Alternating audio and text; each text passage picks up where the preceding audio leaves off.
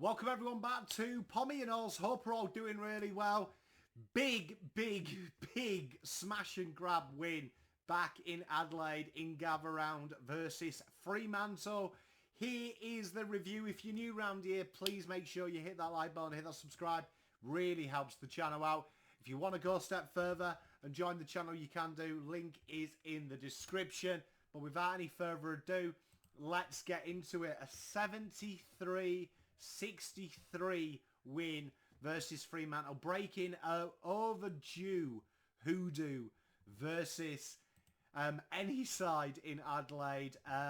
The Blues pretty much behind the 8-ball all game, ending up winning by 10 in probably what you could argue is controversial circumstances. When you're trailing for 105 minutes of the game time, it is always going to be probably controversial, a very hotly contested end. But the Blues, again, really showcasing this new thing that we haven't seen from them, which is real heart, courage, determination. And you know what? Fair play to Fremantle. Fremantle, the game style might not be for everyone, but you've got to play the ball as you see it, as my pop used to say.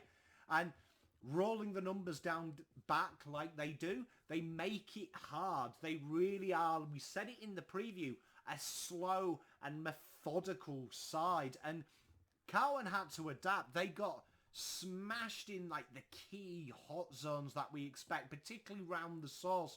But as we discussed in our preview, we knew that that wasn't going to be a big issue. We knew that their ineffectiveness inside 50 was always going to be paramount. And Carlton defended like Trojans, really. They did incredibly well. Jacob Whittaker was an absolute monster down the back, and you can't argue with that. And although the Blues did get beat around clearances, particularly Luke Jackson did have a little bit of fun, it has to be said. It's got to be shouted out that Tom de Koning, although you could say by the eye, he lost the battle. 3 clearances from Tom de Koning to 5. 32 hit-outs versus 29. Do you know what I mean? 2 marks. It wasn't an absolute mauling. It was more in the clitches. And Caleb Sarong and Hewitt, they went toe-to-toe. That was a great battle. Both of them finishing with 9 and 8 clearances respectively. I thought the Hayden Young Nat Fife rotation really changed it up. And Carlton really struggled outside of that. Cripps wasn't his usual dominant best. However, he was defensively, and I thought he handled Young when he went on him pretty well, and that 5. I thought that was a pretty good battle. Outside of that, the midfielders just didn't quite get there, and there seems to be that lack of cohesion at the moment when I'm watching stoppage and clearance. In the second half, the Blues did roll a lot more numbers behind the ball to stop that entry through, but this whole spreading Carlton wide was the big highlight of this game. We talked about they like to slow you down. They like to take you out to the wide into the channels and control the play there. And they did remarkably well taking away Carlton's short run and stun. But as well as Fremantle did, I do feel like the narrative is going to be clouded by the free kicks at the end, which for me, yeah, okay, that's stiff. It came off. It came off up here on Aish. The descent free kick, I don't think you can argue. I mean, okay, if that free kick's not given, if that behind's not given, you don't have the descent. I understand that, but it's about taking, and I want to talk about this, it's about being composed in the moment. And I thought the Blues never looked panicked. They looked disjointed at times, and the cohesion wasn't quite there. But good teams find a way to win. Find a way to win, and we've been on the losing end of them games an awful lot in our time. And I thought this was a real mature performance. They always kept within arm's length of Fremantle. And I feel like this is a game where Fremantle will look at themselves and say that if you're going to sit and complain at the last 5 minutes, fair enough. Be my guest. I like a complain as well. But I mean, I'm a whinging pom. I froth it too. You've got to look at it in perspective that you should have won that game way within normal time. If you're relying on one moment. And for me, we've got players now that take moments and look for them moments, and there was some great moments in this game. Do you know what I mean? Charlie Curnow, it felt like a game where someone has to do a moment of brilliance, and Charlie Curnow had his usual 5 minutes, 95% time on the ground. He had that 5 minute spell where suddenly Charlie goes bang bang, and you're feeling alive. And that's a real metronome effect. Matt Cottrell and Matt Kennedy taking their moments at both times in the game, which is incredibly important. And Matty always came on for the injured Elijah and really took that moment. That was a big goal, and it was creating the energy. And when you take the movement off the ball, that's very hard. We saw Carlton do that in 2017. Do you know what I mean? Where the vibes were quite high going into 2018 because we'd learned to slow teams down. And that's not poo-pooing on what Fremantle do.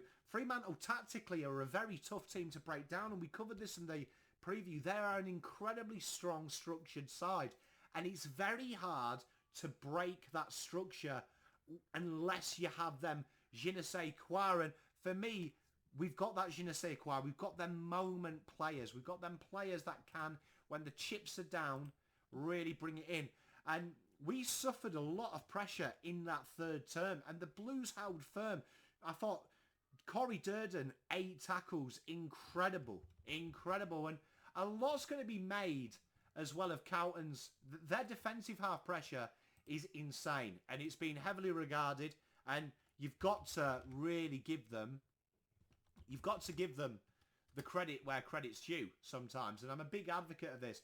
I feel like at times people don't give credit to sides that are good defensively, but their ability to create turnover in their defensive half through pressure has really, really been a key pillar of Justin's game plan. And I was really, really impressed to see how our forwards kind of negated that. So I feel like a lot of teams will look at it and say, oh, but Carlton's small forwards don't kick goals. But always Fantasia and Durden combined for, yes, less than 20 touches, but 15 tackles in the game. 8 of them coming from Durden. Their ability there to make them hurry up in the right moments, which wasn't there all game. I have to say, the Blues will look back at that tape and say, we should have hurried them up, tried to get them play on, but that's insane. Jacob Whittaker in 6 tackles, Harry Mackay 5 tackles, Tom de Koning 5 tackles. He stopped a lot of the run from Luke Jackson, and he won't get the credit from it. Brodie Kemp, he had his little bit of his brain fade of dragging the ball in. Thank God it didn't cost us, because up until that point, I thought he was pretty infallible. He was pretty solid. And this is what's a real nice side here, that we've seen a bit of transition game and a little bit of exciting ball movement in the first 3 games. This game we saw a little bit more. Do you know what I mean? A little bit more nuanced for Carlton. And I think it's very important that when we retook the lead, that came from a clearance. Although we got battered, right? We did it. And the last 6 goals, do you know what I mean? 6 goals from free kicks compared to 3 goals and 2 behinds for the Blues. It was a poor umpired game throughout for me.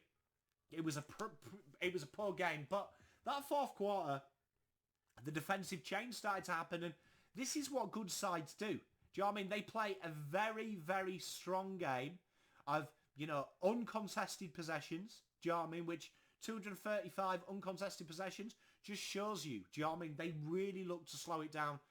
But the 76 turnovers they had, the Carlton put that pressure on. That defensive half pressure was really there in the fourth. And it's about taking your moments in this game. And yeah, the Blues will look at that game and they won't say, oh wow, this is fantastic. Oh wow, we're flag favourites. But that game could be really important because we have effectively stolen one there. And if you want to make top 4, you don't look at the games that you won. You look at the games that got away. And that's a game that could have got away from the Blues that we could look back and go, and look, we did that last year. Do you know what I mean? The Essendon game, we should have won that. Do you know what I mean? The St Kilda game, we should have won that.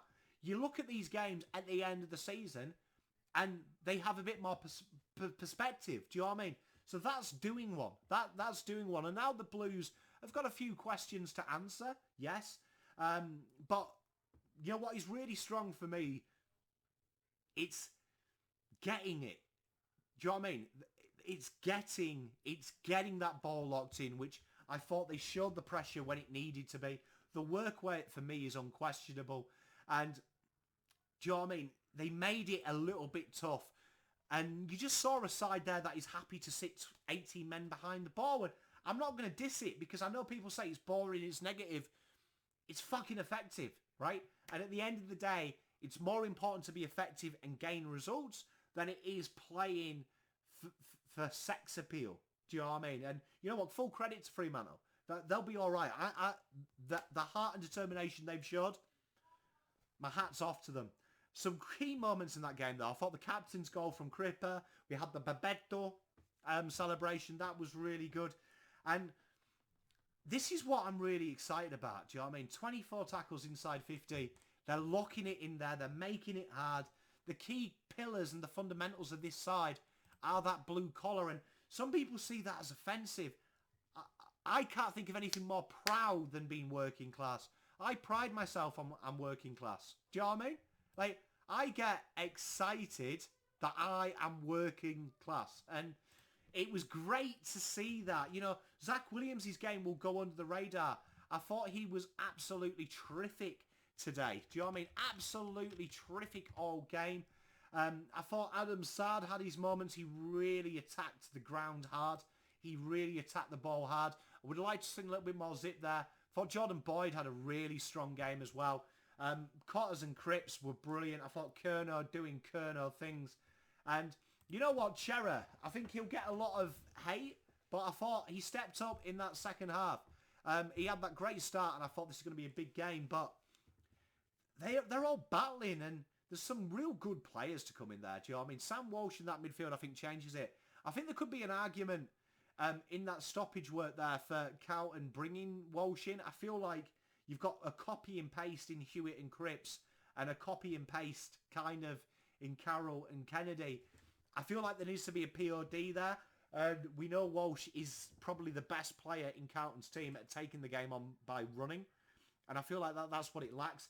I can see why Doherty is so heralded in that midfield position.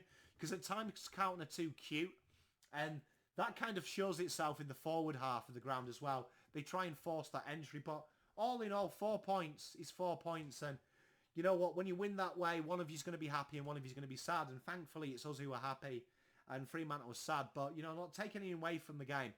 A win is a win. 4 points is 4 points. And I'm very proud. That's the review of the game. Let me know what you saw. It was basically resilient, grinding and hard working. And we smashed and grabbed. And we'll be back. We've got a new show starting tomorrow. Some 5 takeaways. So that's going to be kind of like the stat show. So I hope you enjoyed that. We're going to cover... I've heard all the feedback. You enjoy me just giving you my thoughts unabashed. And then you enjoy the more deeper, concise. So thanks very much, everyone. Make sure you like and subscribe. We're going to really change things up on the channel this week. We're really trying to get a better form of content for you all. So peace, love and light. Pom out.